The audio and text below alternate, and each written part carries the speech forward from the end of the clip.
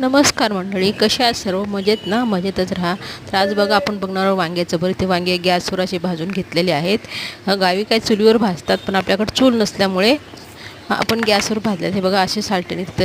वांग्याला थोडंसं तेल लावून घ्यायचं, म्हणजे वांग्याचं साल्ट भाजणं खूप छान व्यवस्थित निघतं.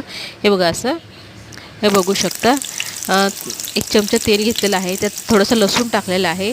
लसूण थोडासा लाल होऊ द्यायचा.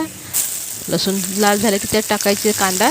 बघू शकता, कांदाही छान असा परतू द्यायचा, मस्त लाल रंगाला येईपर्यंत. नंतर टाकायचं आहे आपल्याला टमाटर. बघू शकता, टमाटर मी 2 कापलेले आहेत. नंतर थोडंसं मीठ टाकायचं आहे आणि हळद टाकायची आहे. लाल मिरची पावडर टाकलेली आहे आणि हळद. बघू शकता, हे छान एकजीव करायचं. हे बघ किती छान असं झालेलं आहे. नंतर ह्याच्यामध्ये टाकायचं आपल्याला ते वांगे काढलेले. बघू शकता, आणि हे एकजीव करून घ्यायचं, चांगलं परतून घ्यायचं आणि पूर्ण बारीक गॅसवर करायचं आहे. हे बघा, वरून कोथिंबीर टाकायची आहे. बघा किती छान दिसायला, जेवढं छान दिसतं ना, खायला पण तेवढंच टेस्टी आहे बरं का. नक्की एकदा तुम्ही ट्राय करून बघा. बरेच जणांची फरमाईश होती. आता या रेसिपीला मी त्यांचे नाव देणार आहे.